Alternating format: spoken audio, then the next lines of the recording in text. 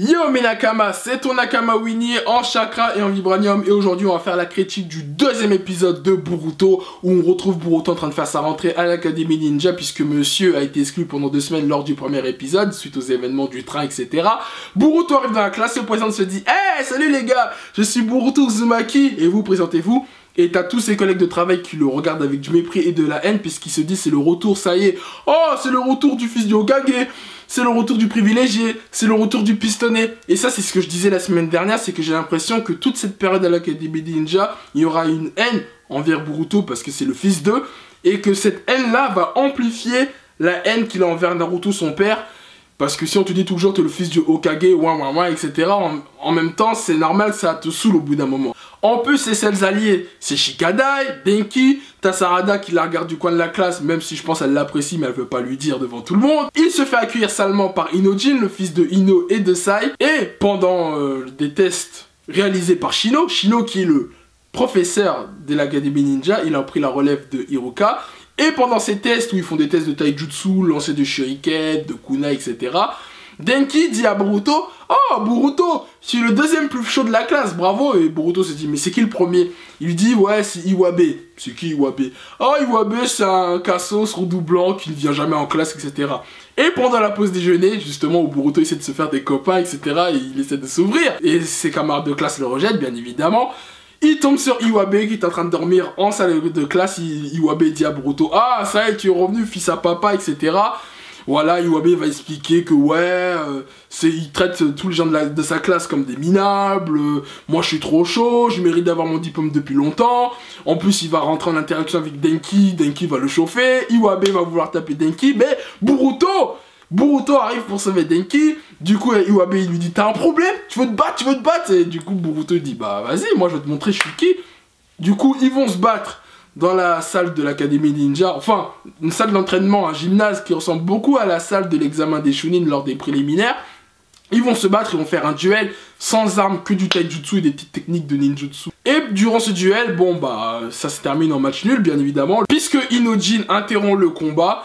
Et t'as l'impression qu'à la fin, finalement Boruto, comme il s'est battu pour la classe, pour l'honneur de la classe, puisque Iwabe avait insulté tout le monde, t'as quelques gens qui commencent à apprécier Boruto, se disent « Ah, Boruto, il est pas si méchant que ça, il est pas si rebelle que ça, il est vraiment sympa. » Même si Iwabe, d'ailleurs, revient en cours régulièrement. Bon, je pense pas qu'Iwabe va être un rival permanent de Boruto, je pense qu'ils vont être potes finalement. Alors, qu'est-ce qu'il y a à retenir de cet épisode? Alors, ce que j'ai retenu de cet épisode dans un premier temps, c'est bon, Iwabe, l'entrée d'Iwabe qui est un personnage vraiment cool.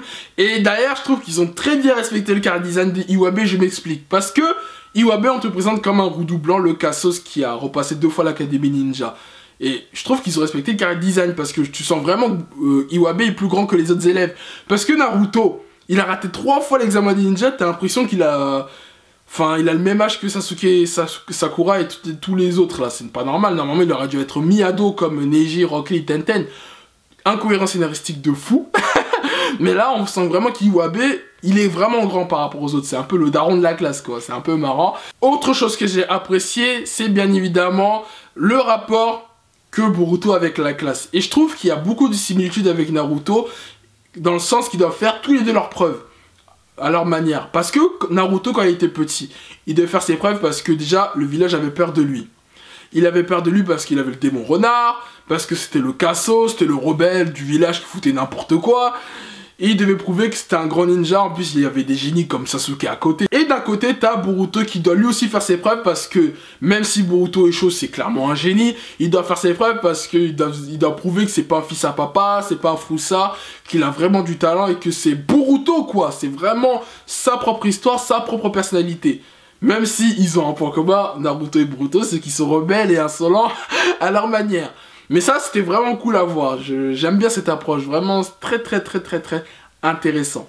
Autre chose à développer dans cet épisode, c'est le cursus ninjutsu et le cursus général qui a été encore une fois développé. Encore une fois, ce qu'on a moderne à travers la vision de Iwabe, qui dit en plus, encore une fois, « Oh, Si j'avais été à l'époque de Naruto et Sasuke, j'aurais eu mon diplôme depuis longtemps, parce qu'à l'époque, il jugeait sur la force et pas sur les études, quoi. Au début, je me disais, mais je pense qu'il a un peu faux, tout ça, mais c'est peut-être vrai, parce que c'est vrai que, regarde, quand tu prends Kakashi et Itachi, par exemple, bah, eux, comme c'était des génies, ils ont été diplômés, ils ont sauté des classes, etc. Du coup, c'est vrai que ça a beaucoup changé, que c'est vrai que Naruto essaie d'instaurer le ninjutsu de façon pacifique.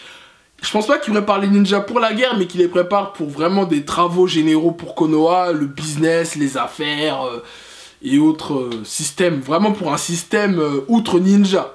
Et ça, c'est intéressant de voir ça, que même les petits ont cette conscience-là, ont du recul par rapport à ce côté Konoha moderne et le côté Konoha old school. Le Konoha du bled, on va appeler ça comme ça, le Konoha du bled.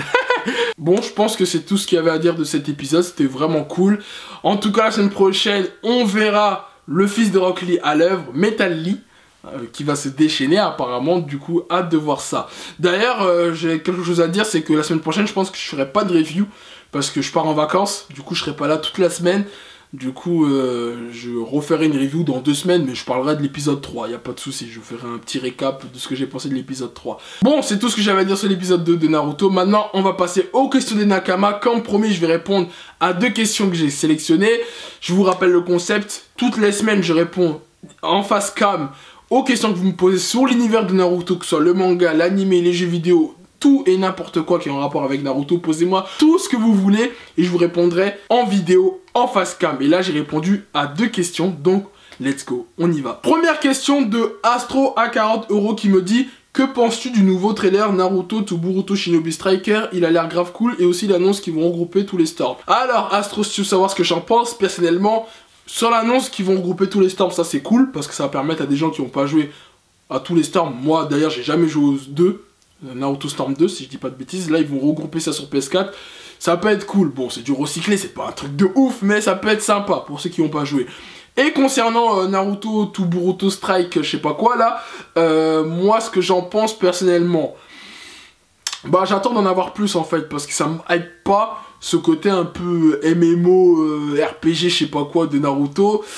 À voir ce que ça va donner, et je trouve qu'ils auraient dû attendre avant de faire un jeu vidéo, enfin même d'annoncer. On n'a même pas eu le temps de digérer le Storm 4, que déjà ils vont nous balancer ce jeu. D'ailleurs je crois que le jeu n'est même pas produit par CyberConnect 2, qui ont d'ailleurs produit les Storm. Du coup à voir, j'attends de voir un trailer, j'attends de voir un gameplay, j'attends de voir s'il y aura un scénario, j'attends de jouer pour donner un véritable avis. Attendons de voir le 3, peut-être à l'E3 il y aura des annonces je pense, mais là pour l'instant...